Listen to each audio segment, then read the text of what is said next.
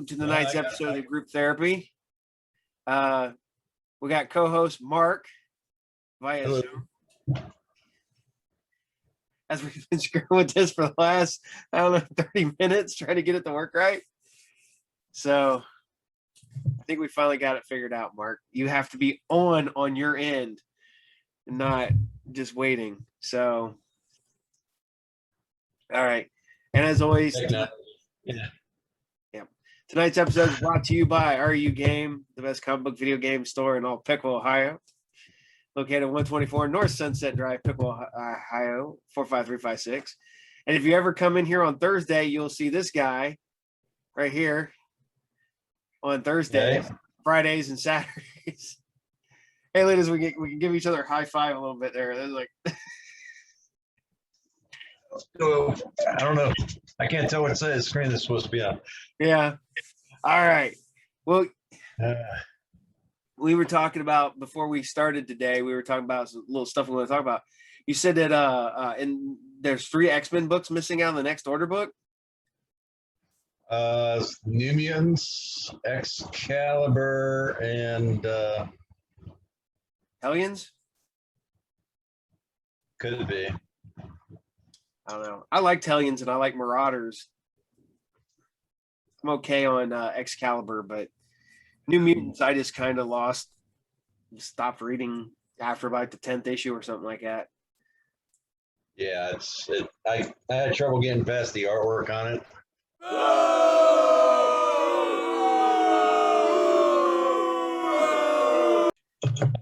Now you're moving. Okay, there you go. Alexa, cancel. I don't know. This is the one thing that kind of sucks is our internet's been just horrible lately on this end of town because the shop was running like crap the other day and we lost the internet for 10-15 minutes, which kind of sucks when you're in the middle of working. I actually had to reset your router Saturday because I also lost the internet. The problem might not be so much the internet, but the router that you have at the store. Well, the thing is, though, is I'm losing the internet here, and it has nothing to do with the router here. So, I think it's just on this side of town is it's garbage right now, because our house is, I don't know, always garbage on the internet. So, but it is what it is. Oh. So we got the new previews drops this week, right? Yes. Yes. Previews come in. I don't think you got any toys. No, I think the only one's got toys coming in is Maddie. He's got one of the New Japan figures, it looks like. Yes, that's coming in. That's not very expensive. No.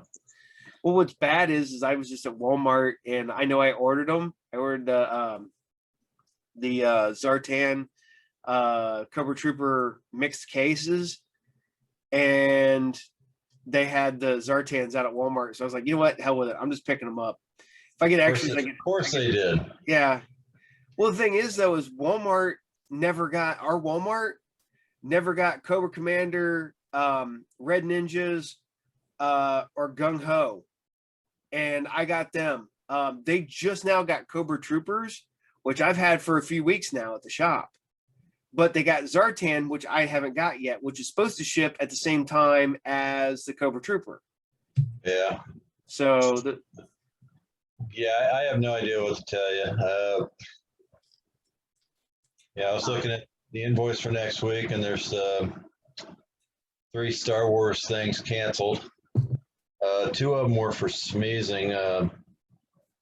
SWE5 Black Series, like 202, 002, and 003, something like that. I ordered a lot of that stuff too. Yeah, but he ordered it also, and it's on his file, and they said it's canceled. There was I think a Boba Fett helmet. That was me. They canceled that. That sucks. They said it was a canceled back order.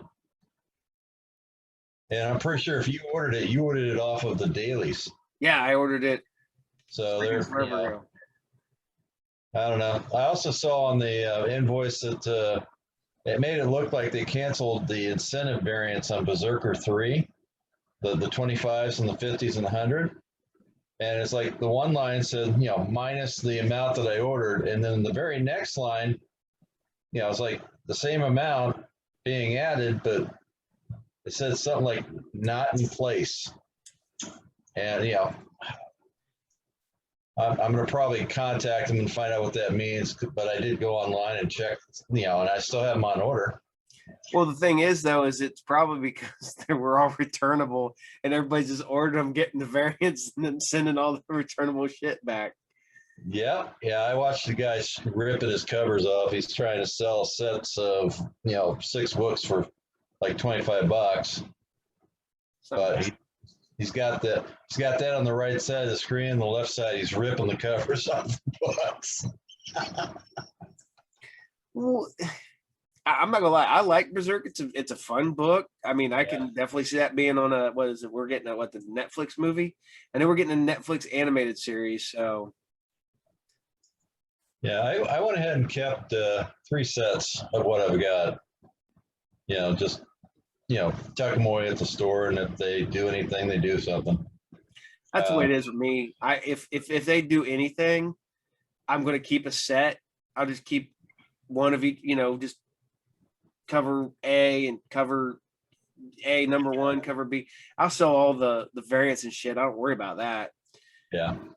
Now Noctera, that's I didn't have to strip the covers on that one. I just reported, what I got left. And then if Diamond decides, well, we want to see the books, then I think they'll send me a return label, Mm-hmm. and I got to ship them in. But they're on this month's affidavit. The stuff from last month, which I didn't have a lot, but I had some.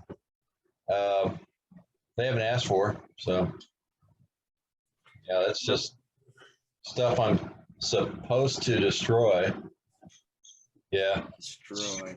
Yes. Go wait up. The dog decides to visit. Go. Hey, dog, what's up? If you get her to bark, I think I can get a response. No, her bark is like nails on a chalkboard to me, especially down here in the studio, as I like to call it. It echoes. I got my dog lying on the floor right next to me here, but she's not paying attention to what we're doing. No, I'm surprised because usually my cat is like over here, or she's up in here. Your cat, when we first started, was back on a video game, cleaning itself. Yeah, no. right over your right shoulder there. Yeah, they love these for some reason, and I've seen people take pictures, and their cats love these things. I love the one is the Star Wars one. There is no thing because it's the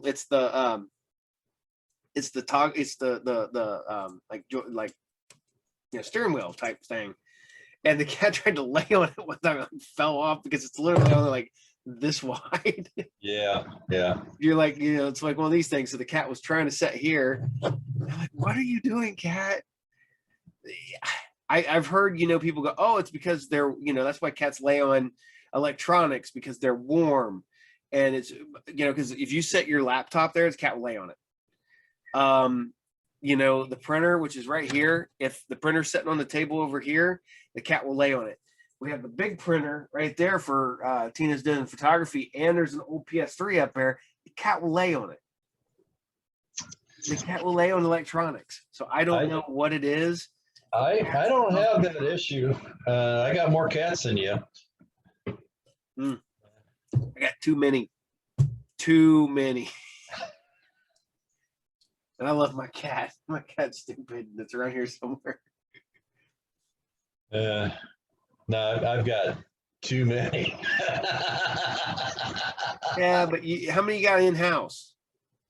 Currently, most of them. Oh yeah, because you just got them back from the vet. He put out one of those fence things for the yard. Mm-hmm. Yeah, they got it running all the way back to the tree line. to keep the cats from going into Pickering's yard. That's Pickering in Troy, Ohio. They're a bunch of assholes. Yeah, if you know Pickering, tell them they're an asshole. You know what slander is, right? These people actually went to one of our neighbors. Her name is Millie. And they actually told her that they have a 20-foot easement onto her property that they can, go on anytime they want. What? Yeah. No. Yeah, that's what I say. Dude, 20-foot it'd be easement. If the neighbors over here had that, it would be the That's neighbor. pretty much your backyard. Yeah, that'd be the neighbor's house. If for me. Yeah, but I think it's literally her backyard because she's at the very end of the thing before the oil change place. Yeah. So, I mean, if they came to me and said, "Oh, we have a 20-foot easement onto your property," I was like, "What the hell you do?" I'd be like, I need to talk to. I'd go talk to Nick on that one. So shit. Yeah, I went to go. I was gonna go. I had every intention of taking my car and getting it washed today, and then I kept looking up the sky, and the sky kept getting darker and looked like it was gonna rain, and then it never rained. So I never washed my car. I hit the car wash after the gym. I went to Walmart, and then went home and did laundry. I went to Kroger's first, but yeah, I still had time to get to the car wash before they closed. Yeah, I've got that monthly membership. Hell, I've been getting the car washed once or twice a week lately. It just collects dust. Oh yeah, dude, my car's covered with dust right now. Yeah, and covered with dust and bird shit. There's that. Birds really love black vehicles. It ain't black, it's red. Yeah, my car's black, and they're pretty good. Oh yeah, because it just sticks out really bad on that. So I had a gray car forever, and you never saw bird shit because it just blended in. Oh man, Yeah. We were talking about this at the gym about what Marvel's going to do here shortly because what's one of their best books right now is Immortal Hulk, and Immortal Hulk's only got what three more issues? 3 or 4. I think maybe 4. 156 the last issue. Maybe. Is I 46? So and then they just did the wrong box. They just did the one shot. So Right. the old Hulk that you find out that the Green Door's been around for a very, very long period of time. So no, I literally Immortal Hulk is probably maybe my favorite book coming out right now. Yeah, it's something I read every week as soon as we get it at the shop. Yeah, dude. I as soon as it drops, because it's that and Power Rangers. Ironically enough, is I love the new Power Rangers book. I read that every first 2 books I think I read is when those come out. I've been getting those, even though I didn't get most of the last run. Mm-hmm. I went ahead and started getting the current runs. Yeah, I haven't read any. You're just a collector that just collects books to have the books. I collect the books and then read the books. Okay. Here we go. See this? I haven't read it. See that?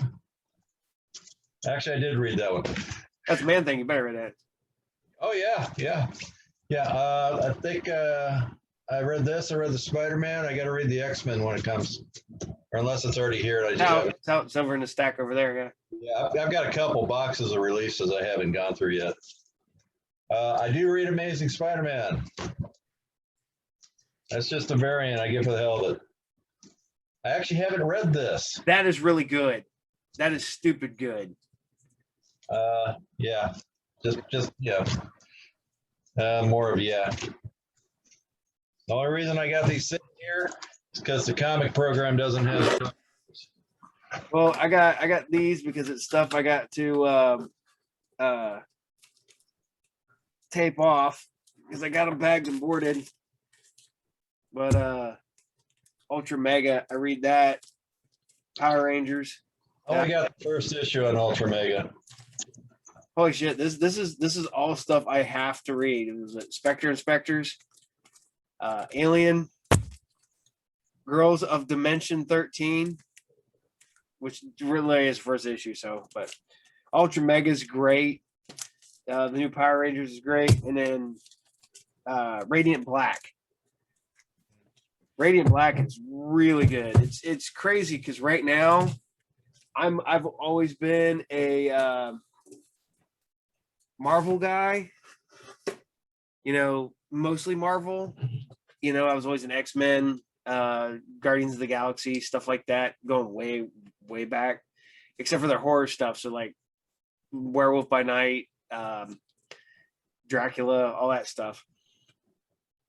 Now I'm reading all these like the oddball, I guess not oddball, but the horror stuff, like from Boom and Image and a Black Caravan, which is Scout Comics, which is that one I don't get. I don't know why I got a Scout Comics reprint from Lunar in my DC books. Evidently, Lunar's got a contract to distribute Scout Comics, in addition to Diamond distributing Scout Comics. But I don't think Lunar is getting those books at the same time as Diamond. I think Diamond's getting them first.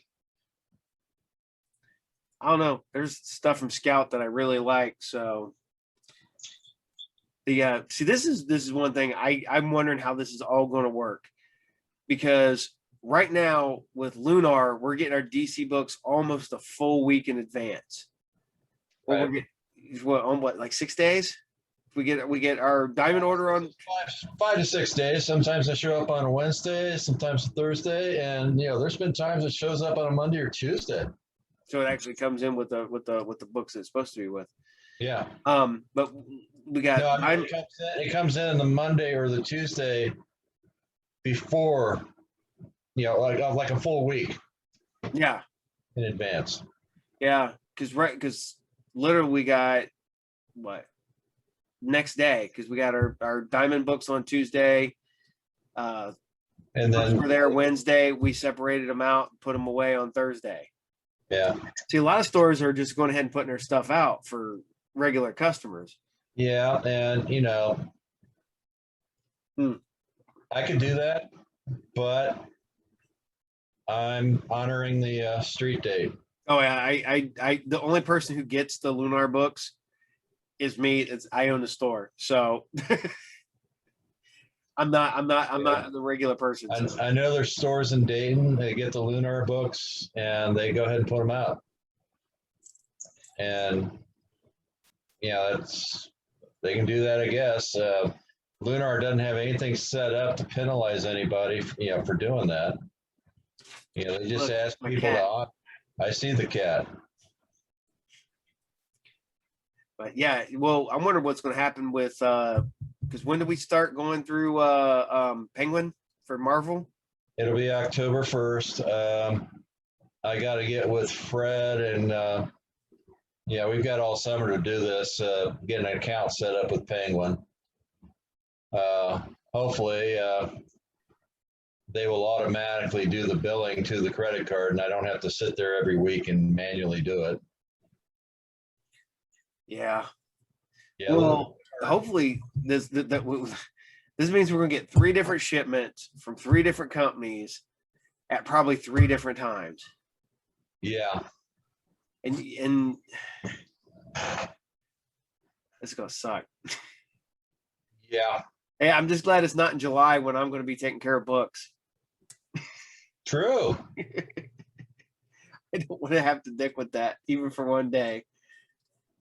But maybe Penguin will send them out similar to Lunar. You never know. It'd be nice. But I think Penguin's going to have a real fun time because they're going to get a lot of business all of a sudden. I hope they're set up for this. Well, Lunar is, you'll go a couple weeks where, everything is good, spot on. And then next thing you know, you'll get a couple weeks where, we just opened that box, a couple weeks ago with the Jokers. Like It was about a month and a half ago. About a month and a half. Yeah. You'd go through and you would, stacks this thick, and you'd have these books would be fine. These books here would be damaged. These books would be fine, and the ones on the bottom would be damaged. Then you have the other stack, and it's the same way. So it wasn't that they were damaged, in transit. Them had to been damaged and then stuck in the box from the distributor. Not only that, but the way Lunar packs the boxes, there's no way they got damaged in transit. No, they packed the shit out of them things. They got them double boxed with bubble wrap all the way around the box, except for the bottom. And, to damage the books on the side, you have to, completely destroy the outer box to get to the inner box. Yeah, and then on top of it, how can you have the books on top and the books on bottom, and the books in between? The books in between are crushed, but the ones on top and bottom are fine. But yeah, by and large, Lunar has done a very good job at sending the books out. That shipment was like the fluke shipment. Most shipments I get haven't had that much of an issue. This week, though, we were short, though. Yeah, don't know what happened there, but did you get a hold of them? Well, you report the shortages online. You don't have to you can't actually call Lunar. That's the only thing I don't like. You can't call them. It's email, or you use their website to report your damages. See, that's one thing I usually do that. I like when I'm doing your books, I've literally had Diamond on the phone almost the entire time I was doing books, because you're waiting on them to take, and then all of a sudden I'm like, all right, so far I've got. Okay. Diamond also has their own online reporting tool. Mm-hmm. So you'll need to either have a laptop or a tablet with you. Okay, I'll grab a tablet from here. I'll see if I grab. Yeah, and we'll get it programmed with the website info. But when you're done checking in the books, and if you have damages, you just go to their website. There's a link right at the top of the page. You go to that, and you just, fill in the blanks on the little thing. Tell them how many numbers were damaged, or they've also got it set up. It's printer, distributor, and something else as far as shipper. Okay. Yeah, they want to know, what you think was the cause for this damage. You, Diamond. Yes. But that's made it a lot easier on reporting to Diamond. I don't end up emailing or talking to anybody there either. What's funny is that remember, God, how many was it? Like 25 years ago, when we were at the summit, they were showing Diamond was trying to show how good things were there. And they had the video of them people just grabbing the books and throwing them in boxes. Yeah, and all the customers like, oh, you can't do that. Oh, that's bad. You know what? I've tried to find. I was hoping that somebody had a copy of that and put it on YouTube somewhere, and I've never been able to find it. I will find a copy of that video. I remember that. That was that Fort Wayne? It was either, I think it was Fort Wayne, or it might have been when we went to Georgia. We went to Atlanta. Could have been. Oh, there's your dog on the bed. She has moved. But I got my let me see her. You can see her backside. Yeah, mine's she's got her head out of the way. Mine's sleeping like right over here. That's not mine. That's Tina's dog. That dog is sleeping right over there. The sooner you accept the fact that dog's in your house, the happier you'll be. I'm a dog guy. I love my dogs, and that one drives me nuts. I miss my dog. I was my dog's seeing eye person. Yeah. Because he was blind as a bat. Well, this is the time of night my dog comes into my room and I close the door, and it will be in here until whenever I leave in the morning. Well, she goes up. Sometimes she goes up with Tina. Sometimes she goes up with me. But she sleeps on Tina's side of the bed until I get up in the morning and I let her out. she used to sleep down here in her cage, and she just nope. But the worst part, this is what's funny. I will bring her down in the morning, and she goes right in her cage, and that's where she stays until I get done, because I get myself up, I get dressed, all that stuff. I get my breakfast, I get Vince up, I get him ready, and then I come down. Then she wants out of her cage. She only wants to be in her cage first thing in the morning, which is weird. So or she's in trouble, and then she hides in there. I get up and I let her out of the room, and the first thing she does is try to find Yanni. Yanni's been home a lot since the pandemic started. So then I get her to the back door and I let her out. But she, most dogs, once they get to a more comfortable setting, they'll sleep through the night. Yeah, this dog does pretty good sleeping through the night. Although, though, I've been laying there and she'll come over and check on me. Like if I'm tossing and turning, I'll roll over and I'll be laying there and I have my head on, and I'll like open my eyes and there's a dog right here, and like that's her looking at you. It's like, you got any food? like, go to sleep. I'm tired, dog. Yeah. Oh man. So I don't know what I'm gonna do. Sitting there, I've been catching up on my comics the other day. Friday night, I'm just sitting there. I started reading, and I was like, because I get a stack like that thick every week. I don't know how many books that is. And then I'll read like 4 or 5 books a night, and then all of a sudden Friday night, I just sat there and I just start reading one. This is my weekly. Yeah, that's what happens when you don't have to pay for books, Mark. Anyway, well, it's like people ask me, they're like, "Why do you buy so many books, man?" I'm like, because if I actually had to, if this came out of my pocket and I had to pay full price, no.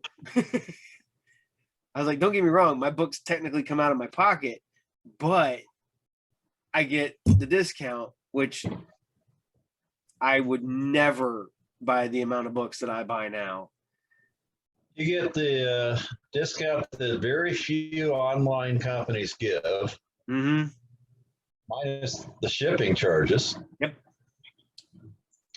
And they get delivered at the cost of a Mountain Dew and a thing of Oreos every week. Say Oreos are a snack cake or something. And I walk in there and I see something on the counter. I grab one and I go get me a pop. Then I sit down. Oh, I got you guys Dr. Pepper Zero.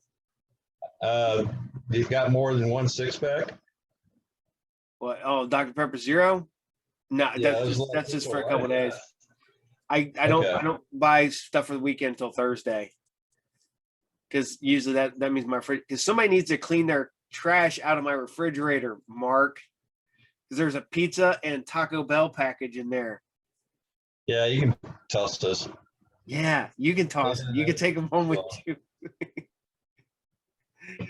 You want 2-week-old Taco Bell? It's only a week and a half. By the time I take it home, it'll be 2 weeks.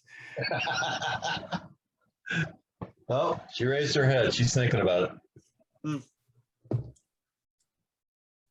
I that's one thing I hate is where we're at up there. I have to bring my trash and dump it off at the house outside the shop.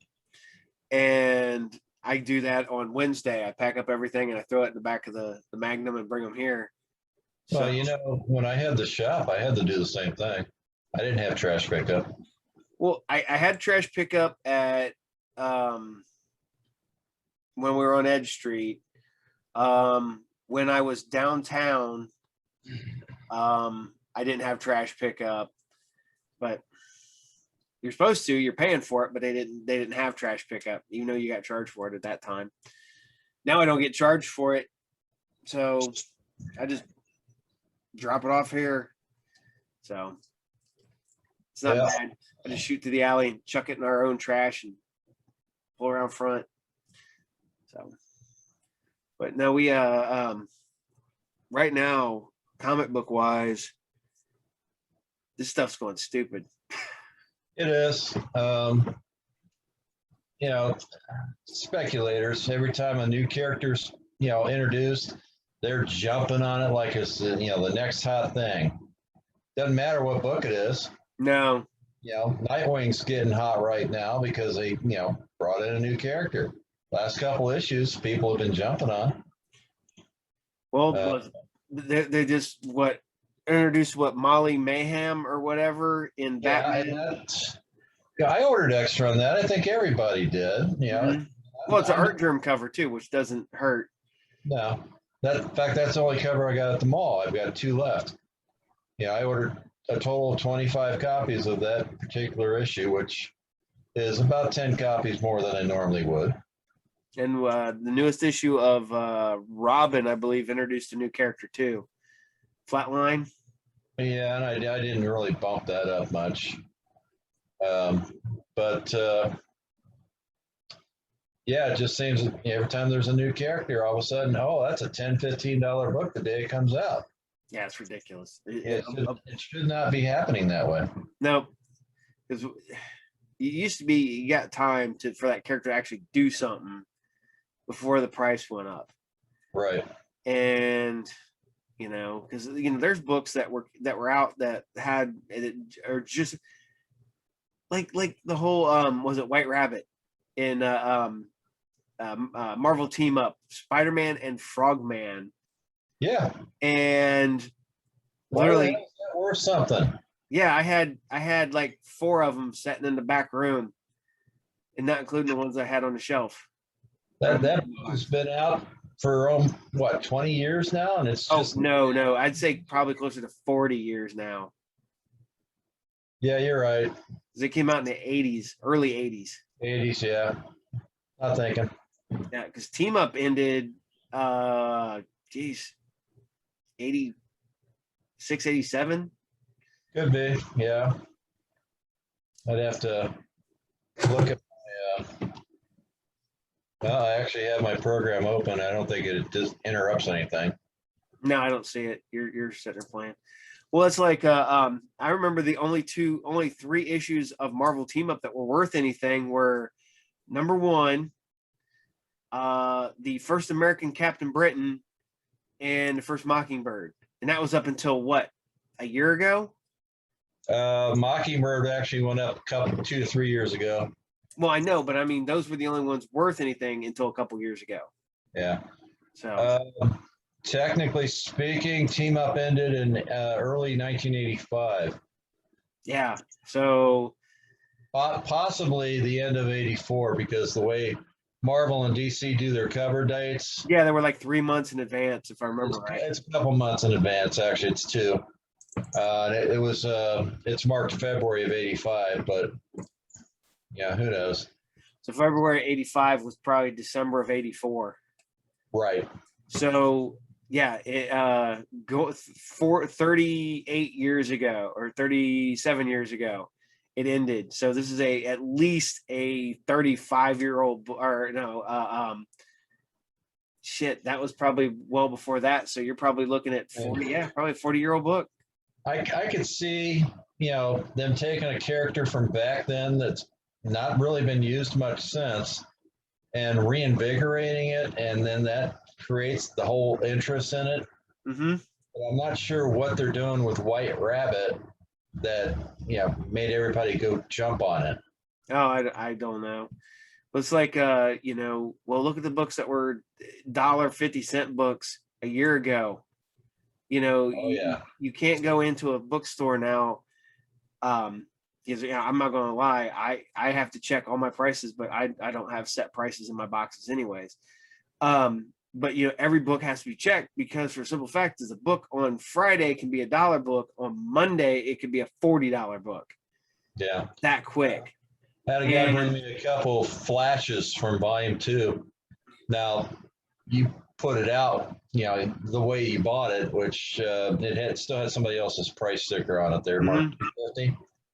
And, I know they're $1, and I know there's nothing that made them jump up. So, but yeah, you got to check everything, because we just don't have time to go through daily and repricing books Yeah, that 'cause it's all of a you, sudden jump. you would literally have just one person doing that all day long. Because they'd start, they'd get they could only get about a third of the way through. Then they have to start the next day, and then by the time the hell that one's probably mispriced again already. So you Right. have to start all over again.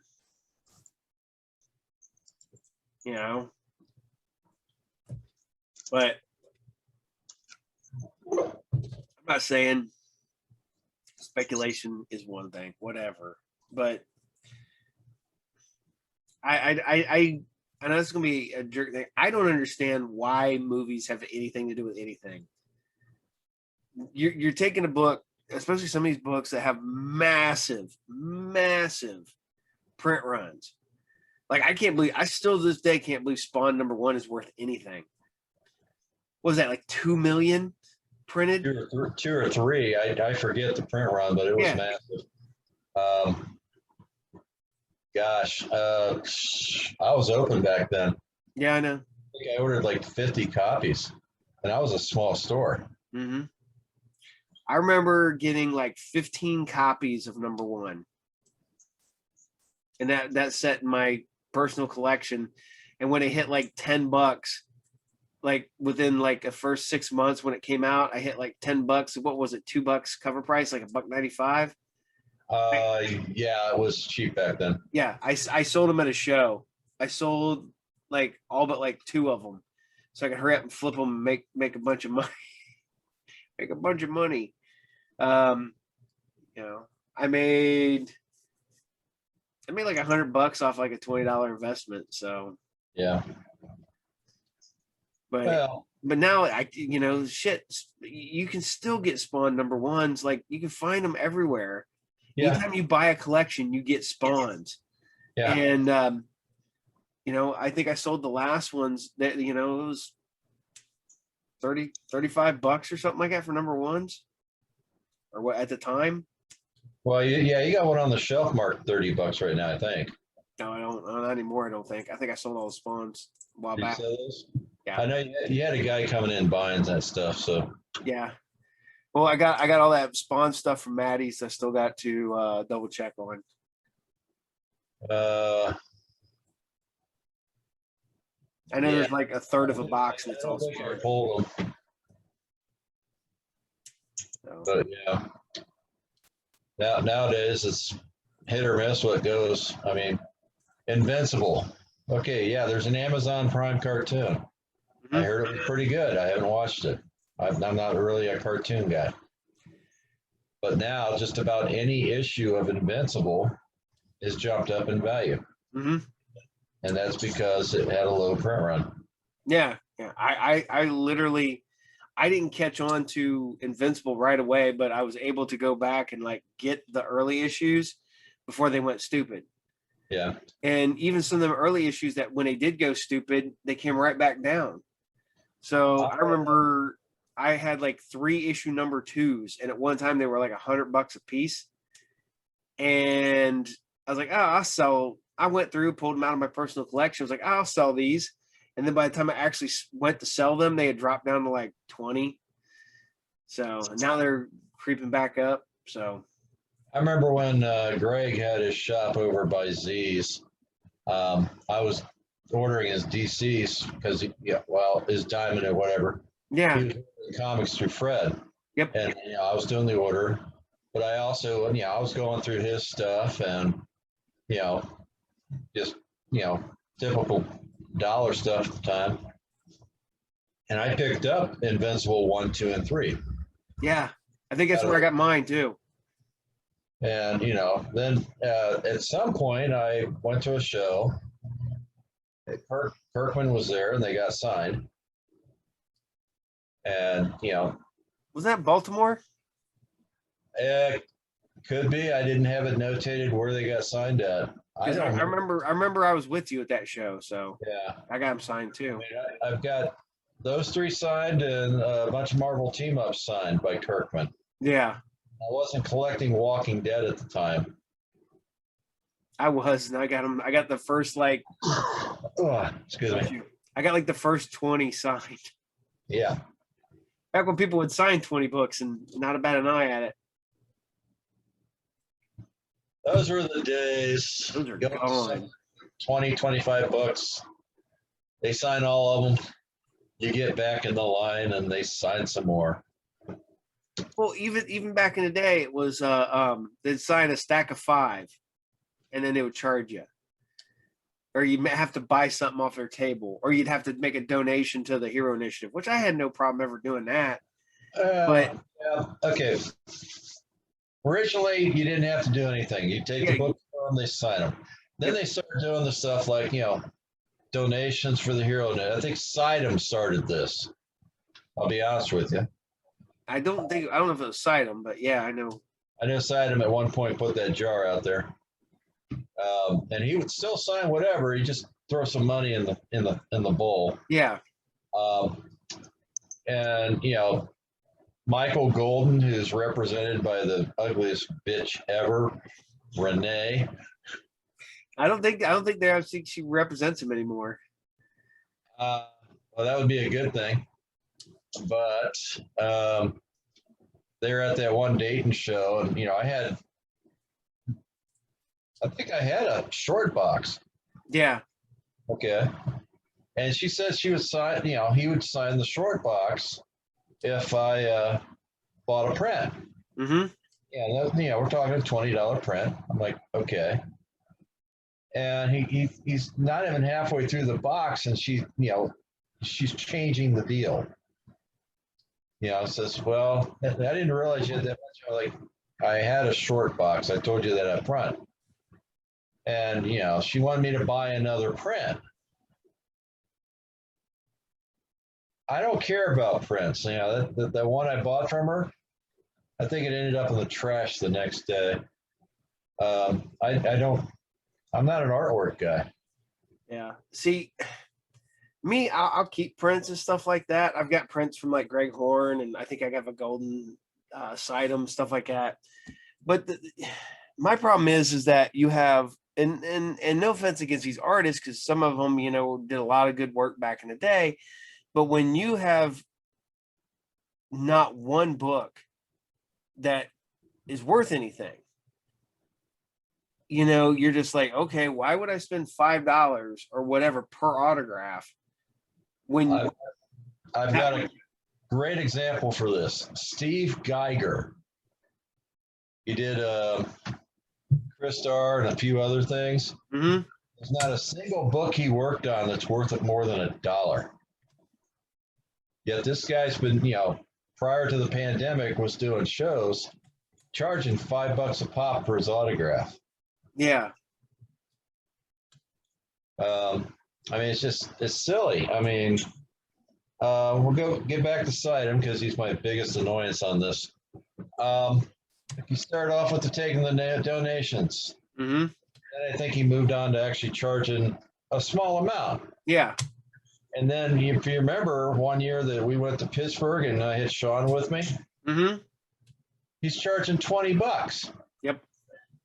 And I sent Sean over with just one book, and my son was what, 10 at the time?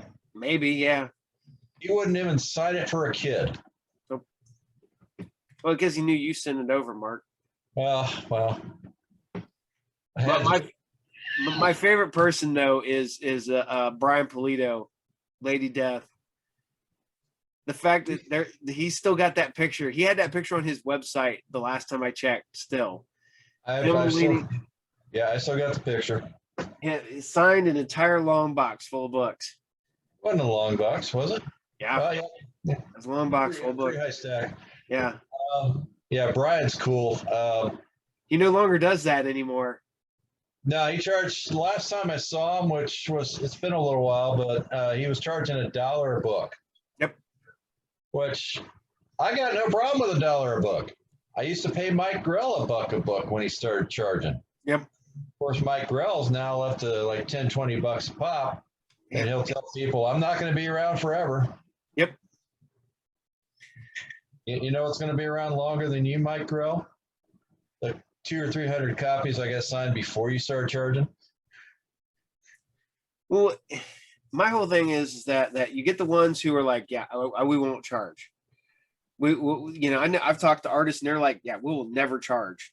That's, you know, you get, they're like, you're our fans.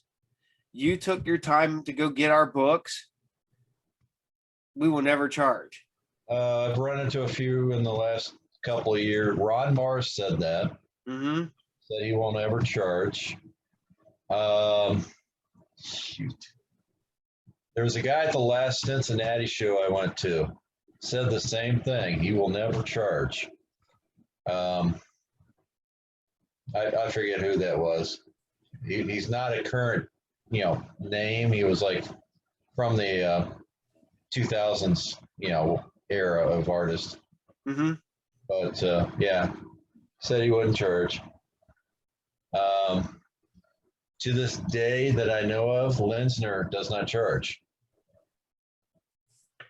Nope. Well, Now, what Linsner does do, if you annoy the shit out of him while he's at a show, like this girl with the freaking little violin at the last Cincinnati show kept going around his table and he's trying to work, he will get up from his table, he'll walk up to you, take that violin and break it in half. Then he'll go sit back down. well, it could be as bad as what was it? His former partner Joe Monks, who would, if you took him an old cry for dawn, he would like black out the teeth and give her black eyes and shit. I was like, talk about petty. That's funny. But then you get people like Kevin Eastman. I remember being set up next to Kevin Eastman at one of the Gem City shows, and you were supposed to only get like 3 things signed at a time. He was signed free, 3 things. But literally, I'm from, you know, one table away from him. Me and him are talking the entire day, and he's just like, "You got any more books?" And I'm like, "Yeah." Sign them, and he handed them back to me, and he sat there and he'd wait on people. "Got any more books?" "Yeah." I remember when Chris Claremont was in Dayton, and you know, I definitely had at least a long box worth of stuff for him. Yep. I didn't get it all signed, but I would keep going back to his table, and he would continue to sign, but he also asked me to look for something out in the room. Yep. I'm like, yeah, I got no problem with that. Yep. And I found what he was looking for. He was surprised I found it. I took it back to him. He signed some more books. Well, I remember I got a book floating around here somewhere, but he looked at that and he goes, can I have that? I'm like, what? He goes, I don't have that printing of that book. And it was his first flight book, his books that he did, you know, just like actual prose novels. His first flight, I think, Grounded. And it was a sci-fi book club exclusive that had both books in there. And he's just looking at that and he's like, "Where did you get this?" I'm like, "Sci-fi book club." And he's like, "Can I have it?" I'm like, "No, it's the only one I've got." I like it when you take a book up to these guys and, you know, they've never seen that version before. Oh, one of my favorite ones was early. So this is 91, 92, when we first started going to Motor City. We went up there and I'm getting stuff signed because that was when Jim O'Barr, Tim Vigil, Dave Quinn, was it Guy Davis, Vince Locke, all them guys had done stuff for North Star at one point, and they'd all left because North Star was notorious for not paying people. And so I'm going up there, and they're all in one room, and they're all lined up together.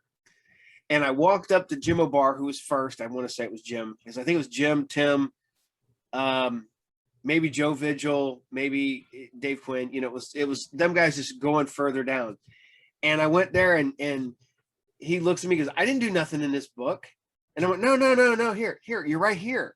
And he just stares at it, and he goes, and then one of them looked and goes, "Who did the publishing on that?" And I was like, "It's North Star." And he goes, "Oh, they still fucking owe me money." He goes, "They didn't pay me for this shit." He signed the book, and they're laughing. And I go, "I don't know what you're laughing at. You're in this book too." And they were pissed. They were like, and I think like this is before everybody had a cell phone. those guys were like, I'm making some phone calls on Monday because I want my money. Yeah, that's like going back to Polito. If somebody does artwork for like Lady Death, it is the property of Brian Polito because he owns the right to the character. So these books he sells at the conventions for like $20 or like pinup books. Yeah. He puts some of that art in these books. Well, the guys that did the artwork are like, I'm not in there. And I'm like, yeah, here you are right here. I didn't authorize this. He's notorious for owing people money. That's like I don't know if Liefeld ever finished paying people off, but I know Liefeld used to be bad at that too. I'm hoping he did with that Deadpool money that he's got now. He should be paying people. You would think. But what was the God dang. You had that, you sit there and you bring people up books and they'd be like, yeah, I didn't get nothing to do with that book. Yeah, you did. Well, then there's the people that, they say that, and then you point out to them that, you did this in the back. They forgot that you had something in the book. Yeah. My favorite one was when John Byrne used to do Mid-Ohio all the time. Yeah. And I found like the top 10 books he hated. And he was a dick at back then. And so I went 1 year and I took all 10 of those books to get signed. So this was literally like Wheelie and a Chopper Bunch, like the first like commercial work he did. The Snowblind issue of Alpha Flight. Just weird books that he just hated. And he's sitting there and I handed him the stack. And this is when he did like 10 books. He would sign 10 books. And he signs the first one and he just kind of looks at me and he sets it aside and he signs the next one and he looks at it and he sets it aside and he looks at the next one. He signs that one and then he starts picking up the next one and picking up the next one. And then that's when he just goes, and he just looks at me and he's like, he signed them. But you could just see the just.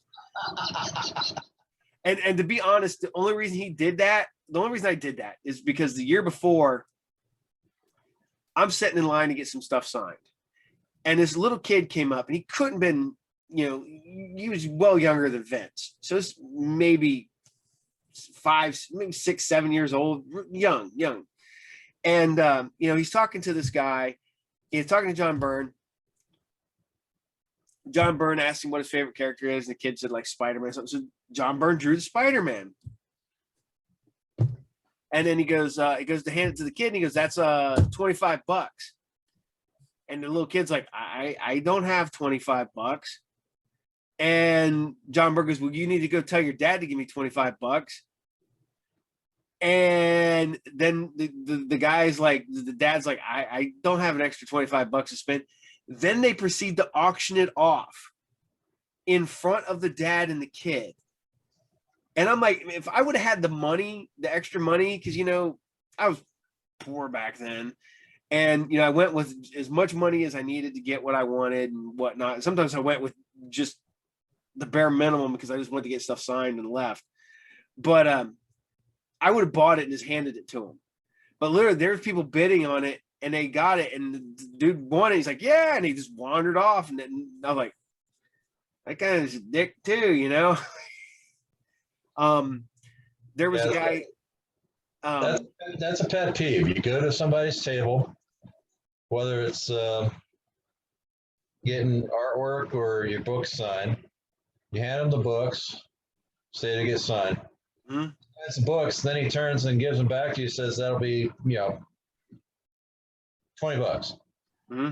Which I think, who was it that did that at the last Gym City show?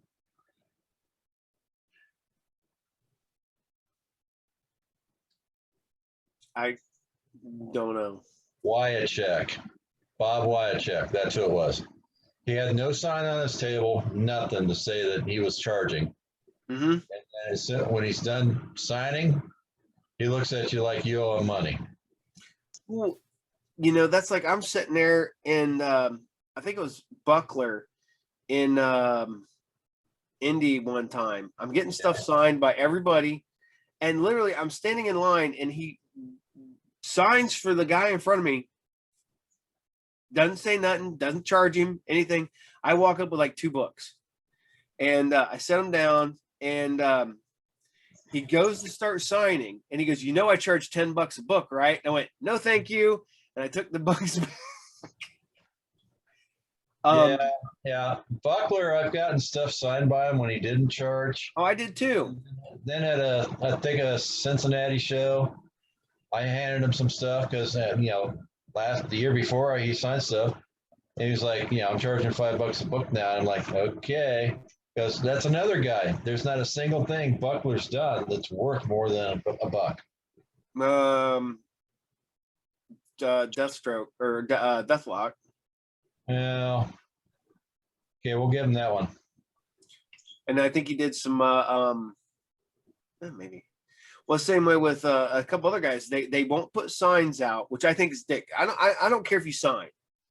And I think if you put a sign up that says, hey, each autograph $5, $1, whatever, you put it out on your table so that when the people go and stand in line, you see it and you're like, oh, okay, well, I don't have that kind of money, whatever. And to be honest, when you're paying $50 just to get in the door now, yeah, and then you got to pay for gas and food and parking, you're $100 in the hole just to walk through the door.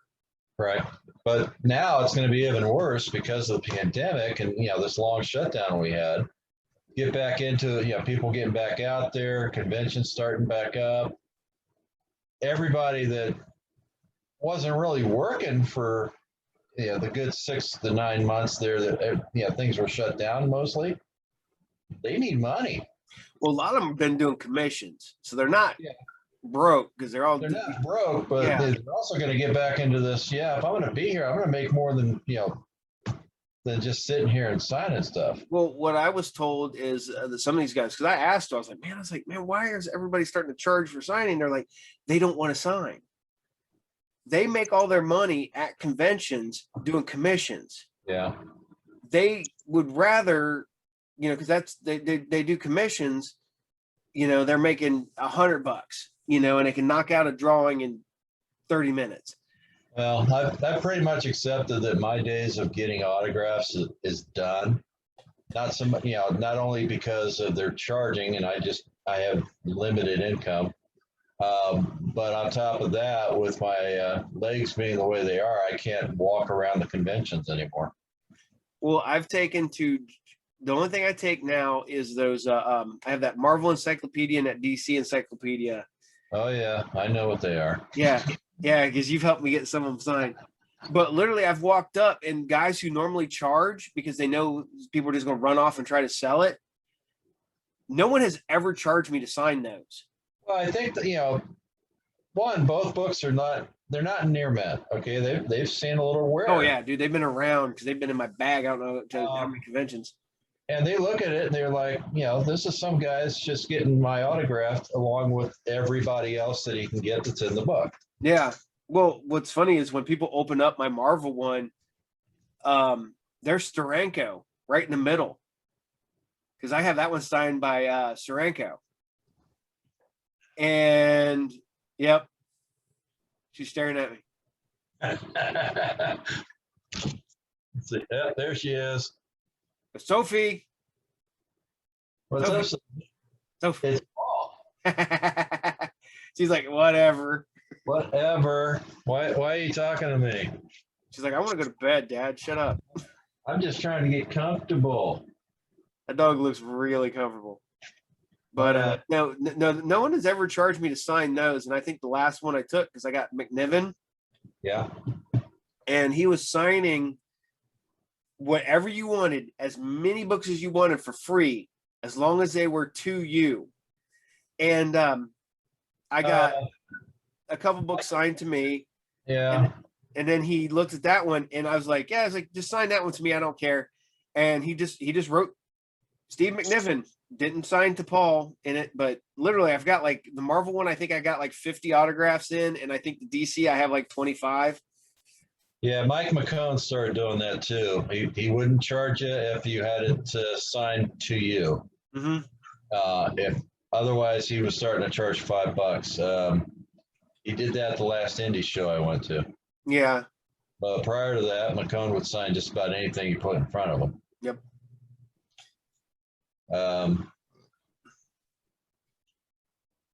Yeah, it was a good run. I mean, I've got a lot of signed stuff. Let's see here. We had a good 30, almost 30-year run. Yeah. Let me pull this up.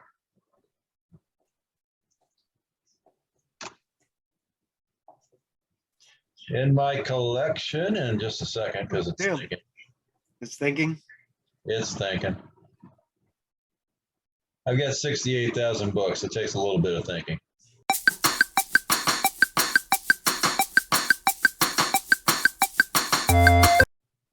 As we're sitting here wasting time and Wasting time, yeah. wasting time and Watching Mark do his thing. I've got 13,221 signed books. That's 30 years of conventions. at least 30 years of conventions. Yeah. Well, what's funny is that I've been slowly trying to get my stuff processed in, bagged, rebagged, reboarded, put in better boxes, and I've been putting it in the computer. Right now, though, the only problem is that where I have them stored at the shop, I can't really get to them very easy anymore. And I still have I've got 13,000 books in the system, and that's just my short boxes. I have another 200 long boxes that I haven't even touched yet to put in there. So Yeah, you mean in that little room that you can't get into right now? Nope. Well, actually, you can get into it from the back side. But yeah, I can, but the problem is that I got to get them out. I got to get them rebagged and reboarded, but bags and boards are impossible to come by. Expensive too. Yeah. So I'm taking my time because I'm like, well, why worry about trying to get it all in there if I just have to take it back out, reboard it, and bag it later. So I can see the prices going up on bags and boards. Fred doesn't want to do it, but yeah, he's basically still selling them at the same price he was selling them at before the pandemic. yeah. I know they're costing more. Yeah, well, I look for them. I look for all this stuff here shortly when everybody's going, everything starts going back to normal, that stuff to drop back down. Mm-hmm. So I'm just buying enough bags of boards to get by and to bag and board up my current stuff and whatnot, and then I'll deal with the other stuff later. Yeah. So well, all my stuff's bagged and boarded except for 4 or 5 long boxes worth at the shop. Yeah. And I've got enough bags, I think, to cover most of that. I just need the boards. Yeah, I don't have enough to even start putting a dent in my stuff because I bought years ago I bought these bags and boards because they were like, hey, these are they're like, hey, we'll beat any price, and I'm like, oh, okay, they seem like decent bags and boards. Then years later they all start splitting down the sides. The boards start doing where they're like Xeroxing the back of books, so if you pull it out you've got the burnt image into the board of the back of the comic. So yeah, I'm trying to replace all that stuff, and could be worse. The last time I was getting stuff for conventions, and I was taking them all out of the bags because I got those signature things. Mm. And the combo pack, the combo books from DC for the new 52. Yeah, those bags are junk. I mean, I'm taking it out. It's practically crumbling in my hands. well, then you get the ones where you get the bags that are so super tough you can't get the damn things open because once the tape is on them, the tape is on the bag. And somebody's just not coming off there. So you're like trying to pull it, it's just ripping the bag. Like it's not that good a tape. Literally, it's fucking Scotch tape. But I don't know. It's getting ridiculous. I mean, I've been collecting, I don't know, my entire life. I don't remember not collecting. I know that there was a brief time in the early 90s when I was moved out on my own where I decided for about 6 months I was going to stop collecting comics. And then I spent the next 10 years trying to figure out those 6 months worth of books that came up, so. I remember you remember back in what 2000 late 2007 I stopped getting books from Fred. Mm-hmm. And I did that for about a year and a half to 2 years. Mm-hmm. And there's still books from that time span I don't have. It took me, well, the only book that I was still getting, because I never completely stopped because I've collected X-Men since I was a little kid. I never stopped collecting X-Men. So it was the only book I got for like 6 months. And then I was like, man, I want to go back to reading comics.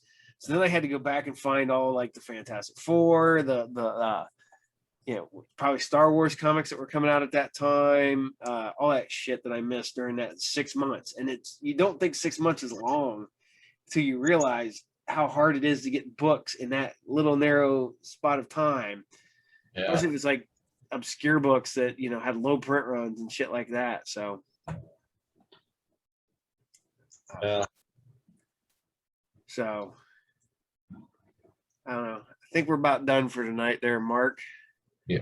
It's closing in on, we got about 11:45. Yeah. Yeah, I'll be going to bed here soon. I got to get up at 8:45 in the morning to take Yanni to work. I get up like 8:45. But I don't go to bed till I'll probably go to bed about 2, but I got more shit I got to finish up before I go to bed. I'll be honest, I will come back home and go right back to bed. I can't do that. If I've gotten up, there very rarely, like when they were working on the furnace at the shop and I had to be there at 7 to make sure, to let them in the building, I'd come home and I would lay in bed and like, I'm gonna go back to sleep.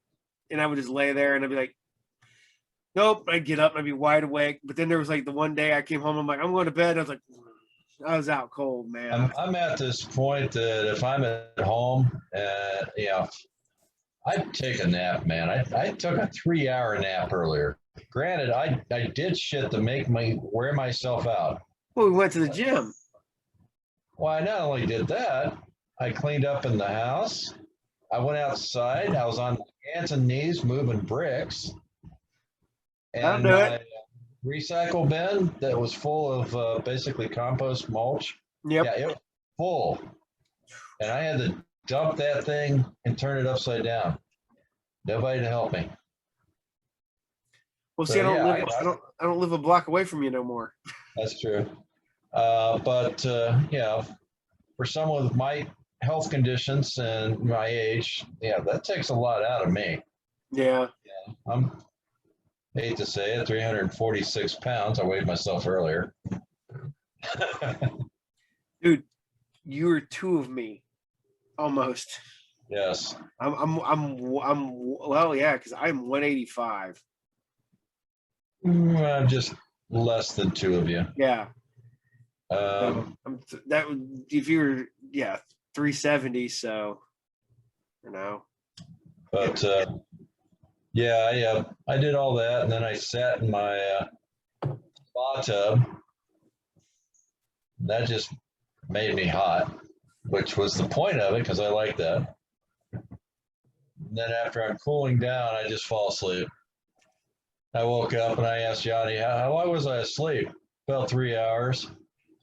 Oh, okay. It's not a nap. That's actual sleep. That's not a nap at that point. Nap is 20 minutes to an hour. Anything over an hour is just sleep. So, dude, I used to sleep 3 hours a night and get up and go to work the next day. That was garbage. I didn't sleep at all for any time at all. I can do that, 3 to 5 hours of sleep, get up, go do what I have to do because it's what I have to do. Yeah. A lot of young kids these days, they don't get that. They think that, I'm not getting enough sleep, I'm just going to call off. Mm-hmm. Dude, if I got 2 hours of sleep, I got up and went to work the next day, down an energy drink, start working my day, get going, get woke up, lunchtime, another energy drink, keep it going for the rest of the day, go home, try to mellow out. And then if not, I still pop another energy drink when I got home. So then you're wired till the end of the day. And then hopefully you can go to sleep to try to get some sleep the next night. So, well, it's like, I don't know how many times we did conventions on Saturday or Sunday when I was working third shift. I'd literally get off work, go home, shower, get in the car, and then we would do a show. We'd do the show all day. I would drive home. I would take a nap for about 2 hours, and I'd get up and be up all night again. Yeah. That reminds me of back when I worked for Troll and Unicorn before I even met you. Mm-hmm. I used to go to the conventions with him. Yeah. We're not talking local. I mean, he always went to New York and shit like that. And that's a 12-hour drive. Mm-hmm. And we would basically, I would drive all night because, you know, John Houston doesn't drive unless he absolutely has to. And we'd get to New York in the morning and have to set up for the show. You know, so, yeah, I'm 24 hours awake before I get to get any sleep. But that was back in the late 80s. I was a young guy back then. I did this up until relatively recently. And I have to tell you what, man, there's days I'd come home and be like, I'd be out finally, sleep. Yeah. And then I'd be wide awake because I was working third shift at the time. I'd sleep, you know, we'd get home about 5, 6 o'clock. I'd sleep from 6 o'clock till like 10 o'clock at night. And then I'd be up the rest of the night till 7, 8 o'clock the next morning. And then I would go back to sleep or I'd go to work. So, and then I'd get up and go to work because I'd get up at 10 o'clock and I'd be at work at 11. Yeah. So I hated doing that. That's why I'm glad I don't have to do that shit no more. Yeah. All right, man. Well, I'm going to call it a night. What? I don't have to do that shit no more either. You don't have to do nothing no more, technically. Except for show up Thursday and work at the shop. What kind of work? Okay. You sit behind a counter and occasionally price cards and you put numbers into a computer. You have people go get shit for you so they don't have to. You don't have to. Well, yeah, if they want to go through the cards, I'll be like, okay, come around and go help yourself. Studebaker is a big one on that one, and he'll bring me a bunch of stuff he wants me to check the price on. Mm-hmm. And, you know, I do that because I'm trying to get like the diamond stuff done and this, that, and the other. Well, see, I hate working on that stuff. So having you do that is what I technically pay you for. Yeah. I wouldn't really pay you, but I pay. But, yeah, that, and, you know, walking with a cane back and forth, going to get boxes, that's tiring. Yep. So. I mean, it's tiring when I have to do it by myself when I'm sitting there trying to do, you know, price cards or trying to put stuff out, price books, price toys, whatever. And I'm trying to stock shelves and stuff. And then you have people, hey, can I have the Zendikar Rising box? Can I have the Ravnica, Return to Ravnica box? Can I get that? You know, but I don't know. It is what it is at this point. It's common's uncommon, so pretty much. Occasionally make money off of it. So, all right, man. Well, I'm gonna let you go. We're gonna wrap this episode up. So, I'm Paul. That's Mark. We're not licensed therapists, and we're out of here. Good night. Thank you, Lucky Stars, for that. Yep. We'll talk to you later, Mark. Yeah. Bye. Bye.